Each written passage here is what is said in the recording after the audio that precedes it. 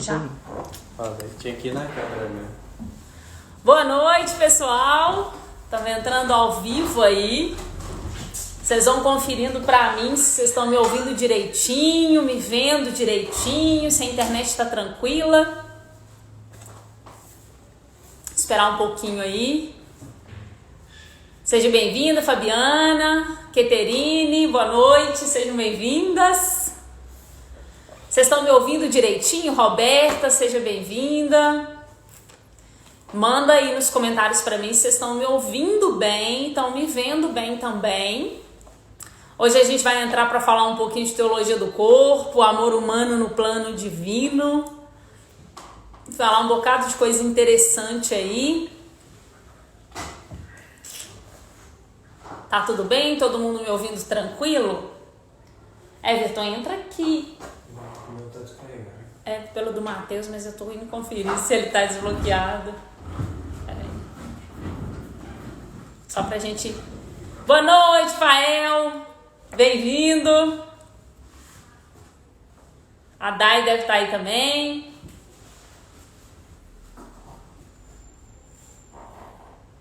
Só confere pra mim aí, Everton. Se tá todo mundo me ouvindo tranquilo. E já vamos logo começando, hein? Se acontecer alguma coisa de cair, vocês não escutarem direitinho, vocês me avisam. Que hoje a gente tá para falar do livro Teologia do Corpo para Principiantes. Um dos meus temas favoritos, um dos meus livros favoritos também, se bem que o livro que eu falei na semana passada, No Coração do Evangelho, superou as minhas expectativas, eu preferi ele. Eu já não vou perder muito tempo não, já vou começar logo de cara falando dele mesmo. Hoje que a gente vem aí falar, né, do amor humano no plano divino, das intenções de Deus ao criar-nos homens e mulheres, e um bocado dos conteúdos que tem aí no livro Teologia do Corpo para Principiantes, do Christopher West. O Christopher é um americano que há muitos anos faz um trabalho muito consistente de promoção, de divulgação de estudos da teologia do corpo de São João Paulo II. Eu sou suspeita porque eu gosto muito do trabalho dele, eu acho ele um cara incrível. E o Christopher, num desejo de traduzir, de difundir os conteúdos da teologia do corpo, ele fez uma série de livros, na verdade, alguns dos que a gente tem traduzido no Brasil é No Coração do Evangelho, esse Teologia do Corpo para Principiantes, tem também Desejo, Destino e Desígnio, que é um livrinho azul. E hoje a gente escolheu falar do livro Teologia do Corpo para Principiantes. Para começar, eu quero consagrar essa noite ao coração imaculado da Virgem Maria Santíssima, invocar sobre nós a proteção, o cuidado dela, contar com ela para abrir o nosso entendimento e o nosso coração e consagrar desde já a vida de cada um que já está aqui com a gente e daqueles que ainda vão ver essa live depois, para que Nossa Senhora possa fazer cumprir na nossa vida de uma forma particular a promessa que ela fez de que ao fim o Imaculado Coração da Virgem Maria triunfaria. Em nome do Pai, do Filho e do Espírito Santo. Amém. Ave Maria, cheia de graça, o Senhor é convosco. Bendita sois vós entre as mulheres, bendito é o fruto do vosso ventre, Jesus. Santa Maria, Mãe de Deus, rogai por nós, pecadores, agora e na hora da nossa morte. Amém. Em nome do Pai, do Filho e do Espírito Santo. Amém. Então vamos lá, né? Vamos falar de teologia do corpo. O que é a teologia do corpo? A teologia do corpo é um dos grandes projetos de ensinamento do Papa São João Paulo II. Ele, durante 5 anos, nas audiências de quarta-feira, no momento em que ele estava ali com o público, né? Eram as palavras do Papa para os fiéis. Ele foi durante 5 anos como que a conta-gotas derramando os ensinamentos da teologia do corpo. A teologia do corpo, ela nada mais é do que a doutrina da igreja, aquilo que a igreja sempre falou a respeito do corpo humano, a respeito da sexualidade humana, da masculinidade, da feminilidade, do matrimônio, do celibato. ela nada mais é do que tudo isso organizado de uma forma mais compreensível para nós. A teologia do corpo, ela diz justamente do estudo de Deus a partir do nosso corpo. O entender Deus a partir da identidade divina que está impresso em mim. E aí, São João Paulo II, ele escreve esse conjunto de catequeses. Foram proferidas 129 catequeses das 133 originais. Ele condensou algumas catequeses no processo de proferir. Ao longo de 5 anos, ele concluiu aquilo que ele mesmo atribuiu o nome de teologia do corpo. E a teologia do corpo, ela visa, na verdade, ser um combatente direto a todas as consequências negativas da revolução sexual. Esses anos todos pós-revolução, eles incutiram em nós determinadas mentalidades, determinados pensamentos que às vezes parecem ser próprios nossos. Vou dar um exemplo, né? Essa tarde a gente conversava com 2 amigas nossas que fazem aqui o Geração, e aí elas falavam na questão de ter pouco filho. A mentalidade contraceptiva é uma delas, né? Essa questão, essa visão de que filhos são um problema, divórcio é sempre uma opção para o casamento que está dando errado. O casamento é uma instituição social meramente, e quando não estiver funcionando, você separa e casa de novo quantas vezes isso for necessário. São algumas das coisas que estão muito impressas em nós, misericórdia, e são muito impressas em nós e que fazem parte justamente da forma de pensar incutida pela revolução sexual, impressa em nós pela revolução sexual. O que eu mais gosto da teologia do corpo é que ela desconstrói todas essas falácias sem muito esforço.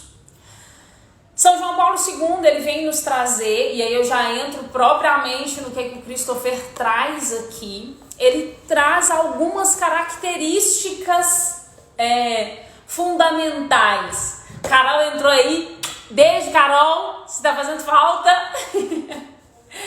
E aí o Christopher, né, condensou um pouco desse conteúdo aí, explicou um pouco. E aí vamos propriamente para o livro, né? Logo no início, São João Paulo II, aliás, o Christopher West, traduzindo São João Paulo II, ele coloca a seguinte frase: Cristo quer que nós experimentemos aquela plenitude do Eros, que significa o impulso do espírito humano para o que é verdadeiro, bom e belo, de modo que aquilo que é erótico se torna também verdadeiro, bom e belo. O que acontece? E aí eu vou entrar propriamente em algumas questões que são mais esclarecedoras, são mais fáceis e mais chamativas muitas vezes em relação à teologia do corpo. A teologia do corpo, ela vem explicar o amor humano no plano divino. Ela vem explicar os desejos sexuais, o desejo de ter alguém do seu lado, o desejo de se casar, de ter filhos, todos estes desejos ligados ao ágape, ao eros, ao filia, todos esses desejos que estão impressos no coração do homem e que muitas vezes são um desafio de serem vividos para nós católicos. Ainda está impregnado na igreja, ainda está impregnado na nossa mentalidade, porque isso não é algo que a igreja ensinou, muito pelo contrário, isso é uma heresia que a igreja condena desde o princípio, que é justamente a heresia jansenista, que diz que a alma é boa e o corpo é mau. Essa heresia, ela atribui aos desejos sexuais, ao desejo humano, algo de negativo.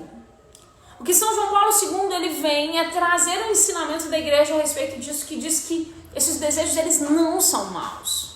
Nós só estamos hoje num tempo onde nós somos escravos destes mesmos desejos.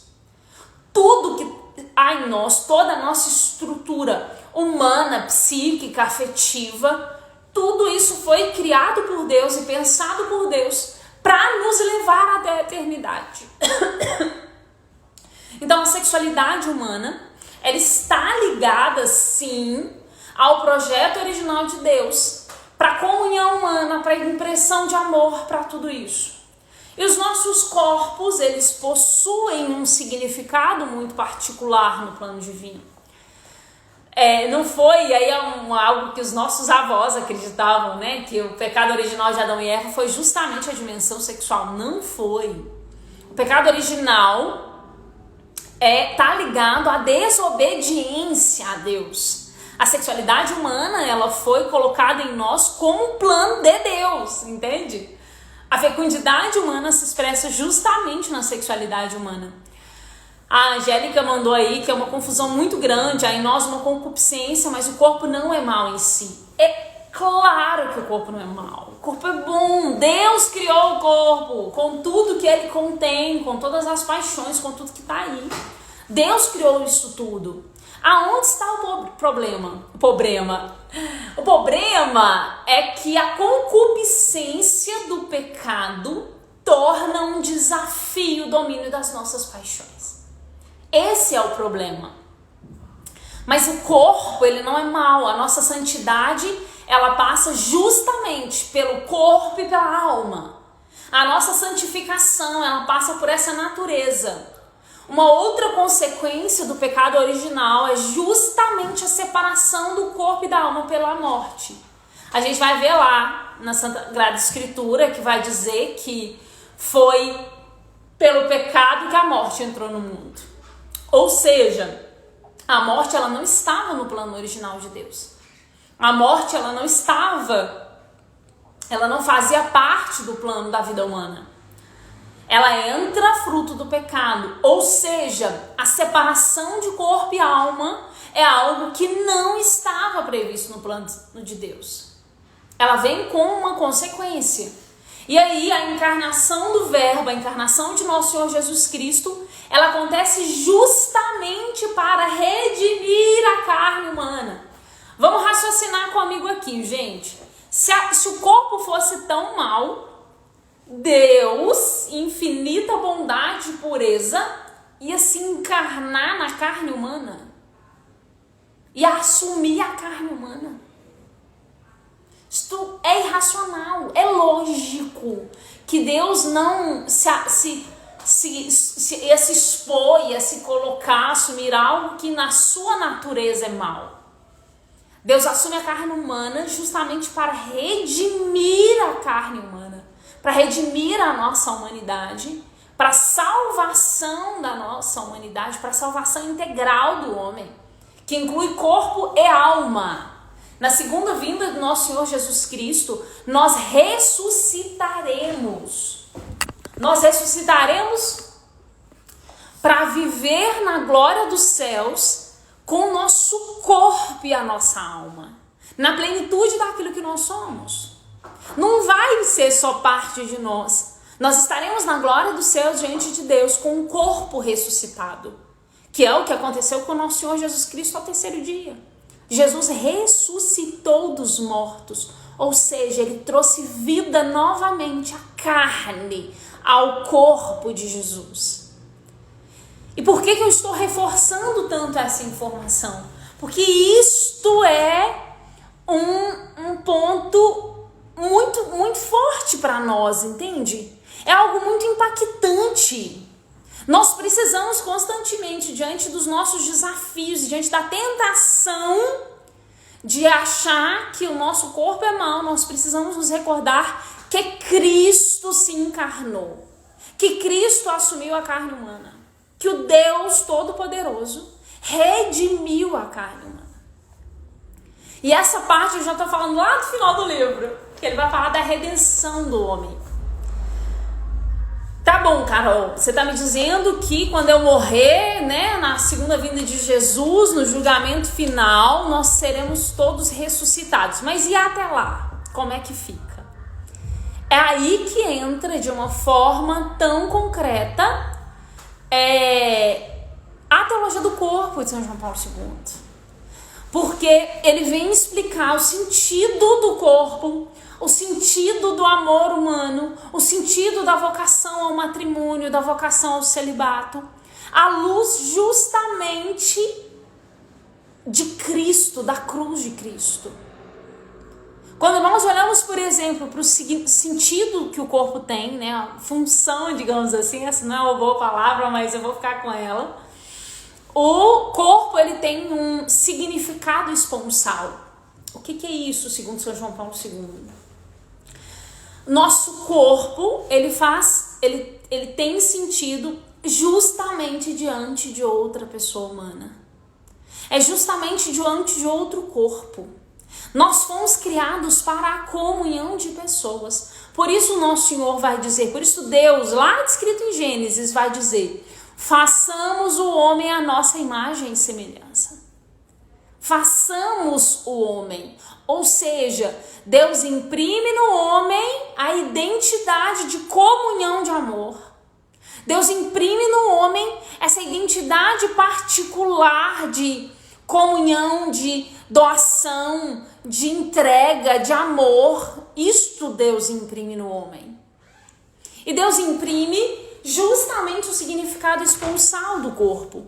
Falando propriamente do corpo feminino e do corpo masculino, se nós pensarmos com concretude, com ousadia, ambos fazem sentido um à luz do outro.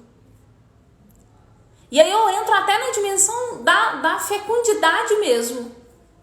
Do amor como eros, como um amor de casal. Como a coparticipação no plano original de Deus. Porque quando um casal se une, ele participa, ele coparticipa do plano de Deus.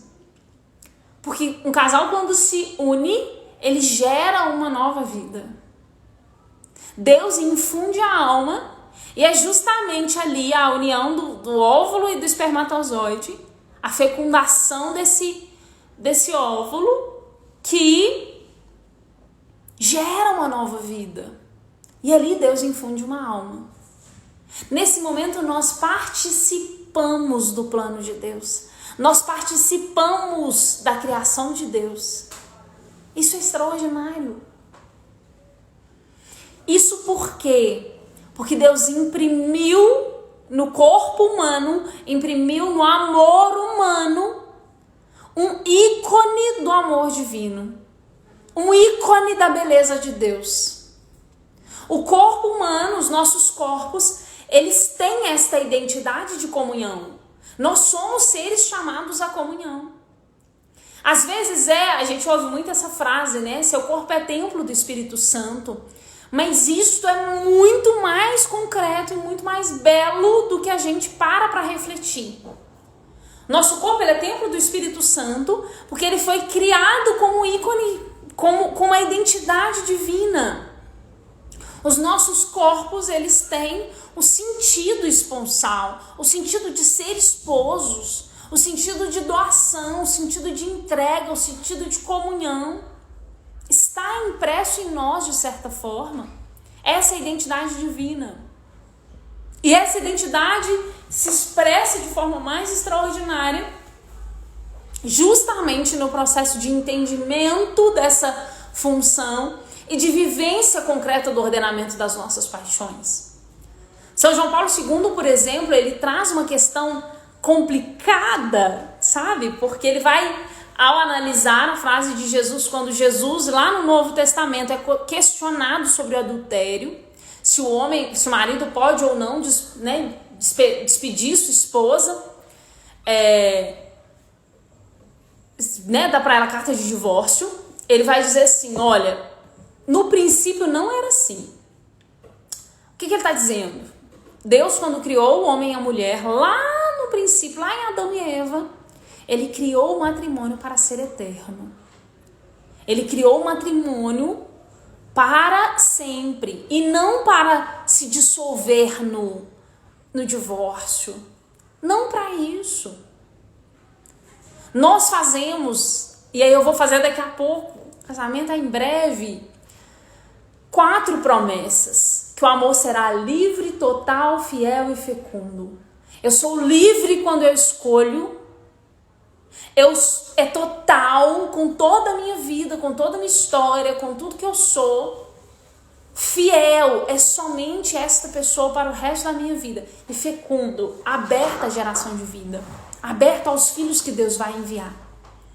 Essas 4 promessas que se faz no sacramento do matrimônio, elas dizem muito do sentido do amor humano no plano original de Deus. Quando a gente vai olhar lá para Gênesis, na narrativa da criação do homem e da mulher, Deus vai dizer justamente da solidão de Adão que não é bom que o homem esteja só. Deus os abençoou e disse: crescei e multiplicai-vos. Deus derrama sobre o homem o sacramento do matrimônio e diz a eles: crescei e multiplicai-vos. Povoai a terra com a sua descendência. Deus imprime no homem essa capacidade de ser ícone de Deus, essa capacidade de fecundidade. E aí, aqui eu não estou dizendo que é uma fecundidade somente biológica. Há uma dimensão de fecundidade espiritual profundíssima. Profundíssima. Os nossos irmãos chamados, né? A minha vocação é o matrimônio, mas aqueles que são chamados ao celibato, eles têm também a capacidade de exercer uma maternidade, uma paternidade concreta espiritual. Concreta, de vivência real. Santa Teresinha, nos seus escritos, relata isso com muita concretude. Existem escritos da igreja que vão dizer que Santa Teresa d'Ávila, com uma só oração, salvou não sei quantos mil hereges. Todos filhos espirituais, fecundos. Quantas vocações sacerdotais não nasceram dos joelhos dobrados das irmãs carmelitas? São filhos espirituais. Deus cria o ser humano com essa capacidade de fazer comunhão com os outros e de gerar vida. Gerar vida biologicamente falando e gerar vida espiritualmente falando. O ser humano, ele é capaz de gerar vida. Aí você pode me dizer: mas Carol, o ser humano também gera morte. Concordo com você. Ele gera morte mesmo. A gente está experimentando aí tantas tragédias. Mas aonde está o ponto? Nós somos criados por Deus para gerar vida. Nós somos criados por Deus para amar. A cultura de morte, ela não faz parte do plano de Deus. E aí, quando eu digo cultura de morte, eu estou falando do aborto, eu estou falando dos contraceptivos, eu estou falando dessas chacinas todas, eu estou falando de tudo isso. Isso tudo entra na cultura de morte. Mas Deus nos cria para gerar a vida. Isto precisa ser lembrado nos nossos corações constantemente. Nas nossas relações amorosas, nas nossas relações de amizade, nós somos criados para gerar a vida. Deus imprime no homem uma identidade particular. Ele imprime no homem ícones, né? O homem, o matrimônio, de uma forma especial, ele é um ícone do amor divino. Carol, o que é ícone? Ícone é algo que me lembra, que me projeta para. Então o matrimônio, ele precisa me projetar para Deus. O amor humano precisa projetar a minha mente para Deus. Mas aí a gente precisa lembrar de um pequeno detalhe. Há em nós a concupiscência do pecado. Há em nós a marca deixada pela desobediência de Adão e Eva. E a cultura de morte, por exemplo, está diretamente ligada justamente às consequências do pecado impressas em nós. Está ligado justamente nessa... E aí, do que eu estou dizendo? Eu estou dizendo da dificuldade que a gente tem de lidar com a nossa sexualidade, da dificuldade que a gente tem de lidar nas nossas relações humanas, da tensão constante que existe entre homens e mulheres, como se estivéssemos numa guerra sem fim.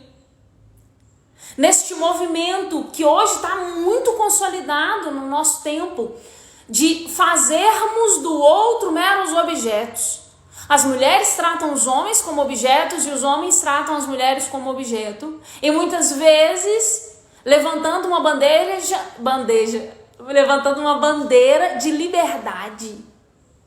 Levantando uma bandeira de viver a minha liberdade, de viver os meus desejos. Só que a liberdade é algo que se dá dentro de limites. Eu sempre dou o exemplo do rio. Se um rio resolver correr para a direção que ele quiser, o que vai acontecer com ele? Ele vai secar, concorda? Imagina ali, ó, o Rio das Velhas, que corre no leito. Se ele resolver se esparramar e correr pela planície inteira, o que vai acontecer com ele? Ele vai secar, concorda? O rio só permanece sendo rio porque ele tem limites. Ele tem um leito aonde ele vai correr. Ali tá, entende? Então nós precisamos correr dentro de limites. A nossa liberdade se dá dentro dos limites da nossa humanidade. A nossa liberdade se dá dentro de limites humanos. Nós somos seres humanos e não animais. As concupiscências do pecado estão presentes em nós para serem superadas, para serem dominadas com o auxílio da graça de Deus e para fazer-nos livres. Como, Carol? Primeiro, conhecendo. Nós precisamos conhecer de forma mais profunda o sentido da vida, o sentido do amor humano, o sentido do eros, do ágape, de tudo isso. Nós precisamos conhecer melhor. Nós precisamos saber como fomos criados, para que fomos criados, para onde nós fomos criados. Porque a maior parte dos nossos problemas estão no fato de nos esquecermos que fomos criados para a eternidade. Nos esquecermos que fomos criados para o céu. O amor humano, a afetividade, a sexualidade, a união, tudo isso foi criado para a eternidade. Eu sempre costumo dar o exemplo de uma amiga minha casada, que depois que nós tivemos uma formação sobre o céu, ela falava que o casamento dela mudou. Porque as rusgas, a picuinha às vezes que tinha com o marido, quando ela se lembrou que é pro céu, quando ela passou a pensar assim, isso aqui pro céu realmente vale a pena? Não. Cara, metade dos problemas dela desapareceram. Nós nos esquecemos. Nós realmente precisamos nos lembrar para onde nós fomos criados. Hoje o tempo é curto. Eu só tô aqui hoje para plantar sementinha, para dizer para você, cara, compra esse livro, vale a pena. Infelizmente, acho que o nosso esgotou. Vou conferir, mas acho que ele esgotou antes da live. Ele já acabou. Mas ele consegue lançar luz dos ensinamentos de São João Paulo II. São João Paulo II, ele vai nos ensinar a beleza do amor humano. A beleza do sentido dos nossos corpos, do sentido de sermos homens e mulheres. Espirro. Não é corona não, viu, gente? É alergia. Mas ele nos ensina tudo isso. Ele nos relembra que tratar o outro como objeto, nem sempre nós fazemos isso, só quando eu fico com uma pessoa, quando eu beijo na boca sem compromisso, quando eu passo dos limites, né? Vocês me entendem o que eu tô dizendo? Não é só aí que eu trato o outro como objeto. Quando eu olho para um homem com a intenção de usá-lo, quando eu olho para uma mulher com a intenção de usá-la, eu estou fazendo dela um mero objeto. Eu estou fazendo dela algo que vai servir exclusivamente para saciar o meu prazer, para saciar o meu gozo. E nós fazemos isso constantemente. Hoje nós vivemos um tempo de objetificação do homem. E a teologia do corpo, ela é algo que me ajuda a olhar com o olhar humano. Me faz entender que eu preciso purificar as minhas ações exteriores, mas eu preciso também purificar o meu interior. Eu preciso também purificar aquilo que há dentro de mim. Isto precisa ser purificado. Isto precisa ser transformado. Não é só do lado de fora. Eu preciso mudar a minha forma de me vestir, de me comportar e de me relacionar com o mundo. Não é uma casca, não é uma capa que eu visto. É um coração que precisa ser purificado. É muita coisa. Mas hoje, de fato, o desejo dessa live é plantar no nosso coração o desejo de buscar, o desejo de aprender, o desejo de ir mais fundo. Ser homem tem um sentido, ser mulher ter um sentido, a união matrimonial, o celibato, eles têm sentido, eles não foram tirados da nossa cabeça do nada. Deus nos deixa isso como ensinamentos profundos. Então, quero de fato deixar um convocado para você que está aqui. Cara, se permita, se lance. Tem muito mais coisa para dizer aqui, mas eu vou já caminhar para o encerramento dessa live com uma frase do livro, na verdade, de James Smith, na verdade, na parte que fala sobre a redenção do corpo. E se nós não víssemos a paixão e o desejo em si como problema, mas ao contrário, buscássemos redirecioná-los, o erótico, até mesmo o eros mal direcionado, é um sinal do tipo de animais que nós somos, criaturas que desejam a Deus. Esse é o centro de tudo que há em nós, esse é o centro dessa paixão toda, dos nossos desejos. O centro disso é o desejo que a nossa alma tem por Deus. É o desejo que as nossas almas têm desesperadamente por Deus. Está nesse lugar. A nossa alma deseja por Deus, como a nossa carne deseja tantos prazeres. Deseja comer demais, dormir demais e tantos outros prazeres que eu podia citar aqui.